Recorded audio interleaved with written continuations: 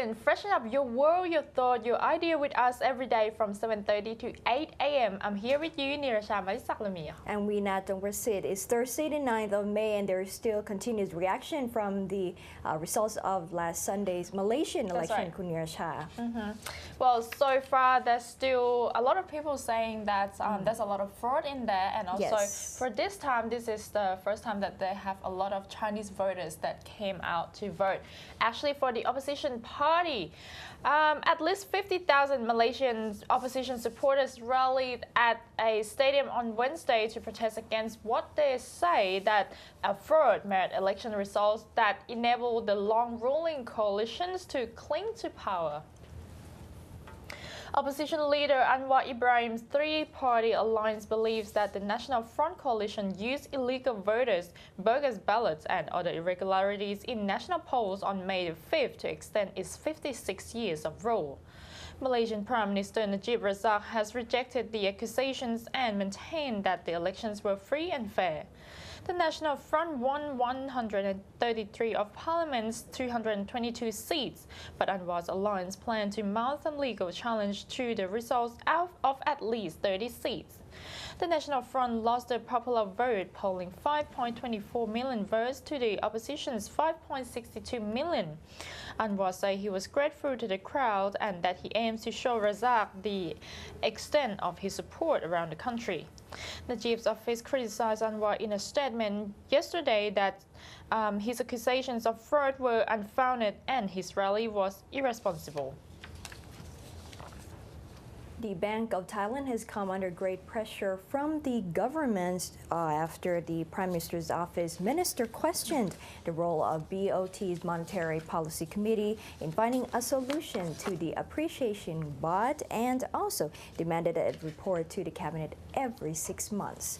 Now stating that capital inflows were partly a result of the high policy rate, Prime Minister's Office Minister Warathep Ratanakon urged that the MPC to play a clearer role in reining in the BAHT. The MPC must report to the cabinet every 6 months or sooner if there is any serious situation that could have an impact on the economy, he said. The minister said there could be widespread impacts from the exchange rate on both manufacturers and the workforce. The BAHT yesterday appreciated 0.2% from May the 3rd to 29.65 per US dollar as of 3:32 p.m. in Bangkok, according to Bloomberg. The Thai currency has advanced 3.1% this year, the best performance among Asia's 11 most traded currencies. Meanwhile, Kasikorn President DAWEI'S extended his support to 4 proposed measures to tackle the BAHT's appreciation, saying these measures would deliver good results without scaring away investors. The 4 options include barring foreign purchases of BOT bonds or setting a minimum holding period, barring foreign purchases of short-term government bonds or state enterprise bonds with 3 to 6 months maturity, levying a charge on foreign bond purchases, and imposing compulsory hedging to limit foreign investors' gains in exchange rate movements. Now let's have a look at the Chinese defense minister who paid a visit in Brunei recently. As visiting Chinese state consular and defense minister Shang Wan-Kwan exchanged views with his counterpart from 6 countries of the Association of Southeast Asian Nations or ASEAN on bilateral relations and on a broad range of issues of mutual concern yesterday in Bandar Seri Begawan in Brunei. During separate talks with defense ministers from Indonesia, Vietnam, Myanmar, Singapore, Thailand and the Philippines, Shang said that China attaches great importance to promote friendly and cooperative relationship of mutual benefit with related countries. He said China is willing to join hands with them in tapping development potential and boosting the sound and comprehensive development of bilateral ties in various areas at all levels. Shang noted that China would continue to momentum of deepening the defense and strategic consultation and dialogue with relevant countries, expanding practical cooperation, enhancing multilateral defense coordination and cooperation so as to play an active role in advancing China's relations with other countries. The Chinese defense minister reiterated that China pursues the policy of maintaining peace and stability in the South China Sea and of seeking peaceful solutions through bilateral negotiations and consultations between the directly concerned sovereignty states. For their part, the defense ministers say that they appreciated China's adherence to the path of peaceful development and believe that China's development provides renewed opportunity for regional stability and prosperity. They are looking forward to broadcasting practical defense exchanges and cooperations with China to jointly contribute to regional peace and prosperity, according to the ministers. Myanmar Industry Minister Min is on a trip in Thailand to discuss with potential investors to participate in the DAWEI'S Special Economic Project. Well, the Industry Minister is planning to set up a consortium in Thailand to pull all potential investors in the DAWEI'S Special Economic Project. The draft agreements, which will be signed between DAWEI'S Special Economic Project Management Committee in Myanmar and Thailand's main company of task force, had been drawn between the two countries. The Myanmar delegation also aims for final discussion on matters between signing of agreements in both countries' organizations. Meanwhile, Myanmar Vice President Saim will come receive Thailand's former Prime Minister General Chawalit Yongjaiyut at the Credential Hall of Presidential Palace in Naypyidaw yesterday, the state-owned media reported. At the meeting, they discussed matters related to rural development programs and investment sectors for upgrading of socio-economic life of the people. And in Myanmar, the EU plan to reinstate the GSP in Myanmar next month, leading to trade and benefits in today's Myanmar Focus Daily.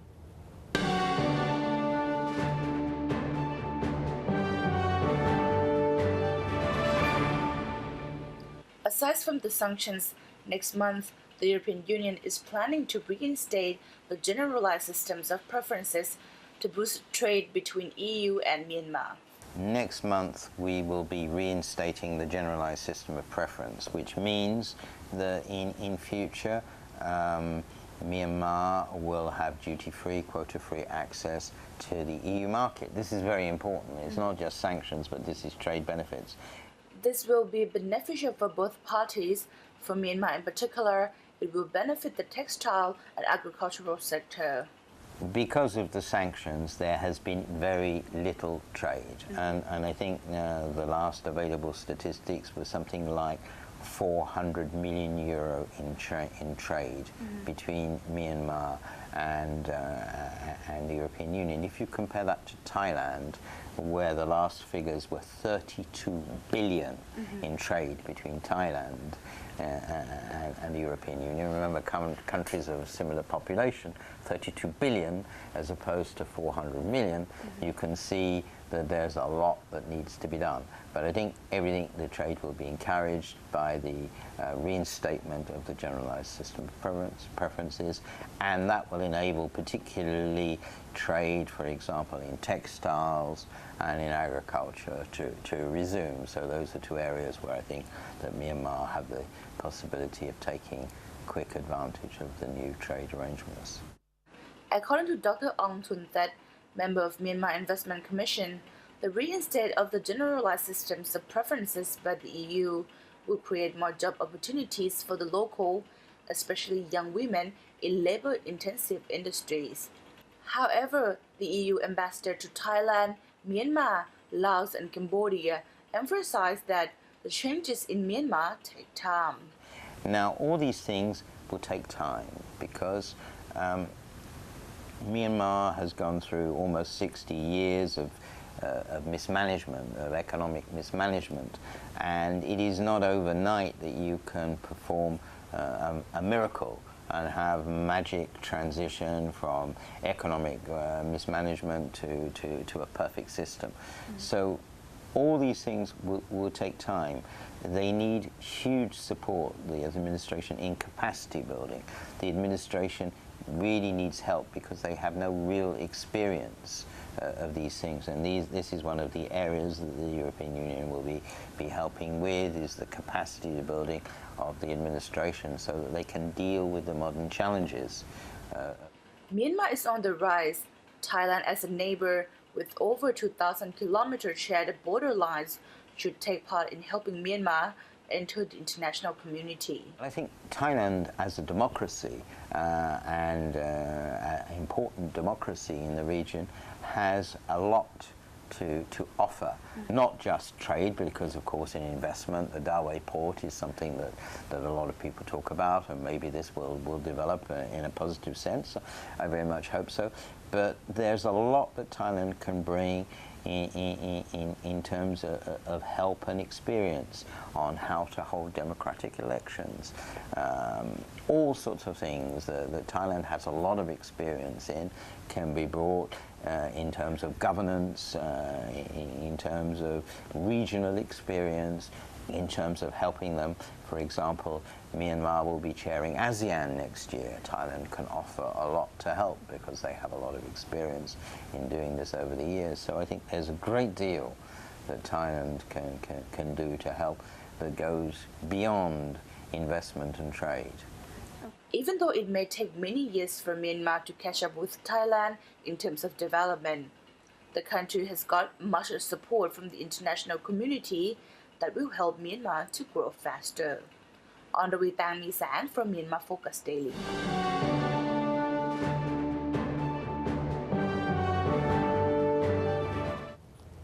After the break, the Thai cement maker SCG plans to build a factory in Indonesia within 2015.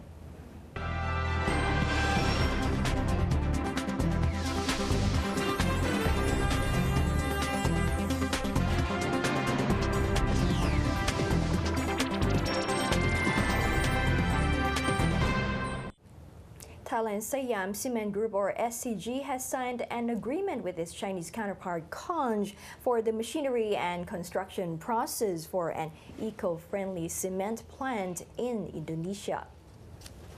The plant will have a capacity of 1.8 million tons per year, with investment totaling $356 million. Construction is expected to kick off this year. Siemens Jawa President Director Nantapong Jantragun said this eco-friendly plant is expected to be completed by the third quarter of 2015. The domestic cement market is expected to grow by around 10% this year. Analysts have said continuing two-digit growth after last year's 14.5%. Figures from the Indonesian Cement Association show that the country's domestic cement sales reached 54.96 million tons last year, thanks to an increasing number of infrastructure projects and the growing property business. The market saw 13.58 million tons of cement sold in the first quarter of the year, increasing by 8.6% year-on-year. The total assets of SCG in Indonesia reached $983 million, accounting for a total of 55% of the company's assets in the Southeast Asia region. And in Tech Savvy for today, we're going to have a look at the social sensing, which is an application that assesses product sentiment. What is it? Let's find out.